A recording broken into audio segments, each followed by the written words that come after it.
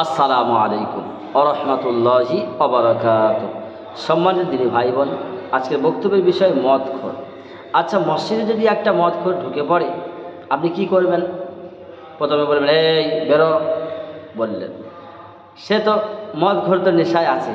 ওর কাছে যদি একটা ভাতের থালা দেখা হয়, একজন মদ খেয়েছে, একজন গাঁজা খেয়েছে, ও গাঁজা তো আরও ডেঞ্জারাস জিনিস। গাঁজা খেয়ে এসে বাড়ি এসছে, বুঝেছেন? বাড়ি এসে মা বলছে ভাত খেয়ে রে করছি, দেখি চোখ লাল, বুঝেছেন?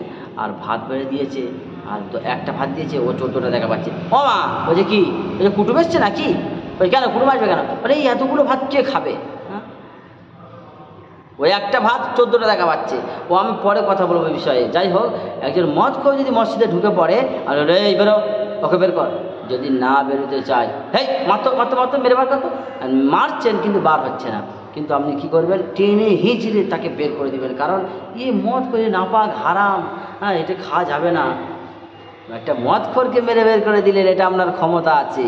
কিন্তু ওই যে হারামখোর, ওই যে বনের জমি ফাঁকি দিয়ে খায়, ওই যে ভাইয়ের জমি লুটে লিখে নিয়েছে, ওই যে ছোট ভাইয়ের জমিটা চুপ করে লিখে নিয়েছে, ওই সেই চাচা, মানে ভাইপোরা ছোট ছিল, বাপ মারা গেছে, আর ও সব লিখে নিয়েছে।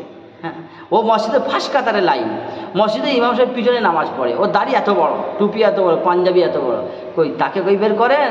মদখোরটাকে মেরে বার করে দিলেন। আর ও যে ময়লার ময়লা, বাড়িতে যে ময়লাগুলো একটা বালতি জমা করেন দেখেননি, আর গাড়িওয়ালা আসলে পরে ময়লাগুলো তাকে ঢেলে দেন, ও হলো সেই ময়লা। ওকে মসজিদে উঠতে দেওয়া যাবে না।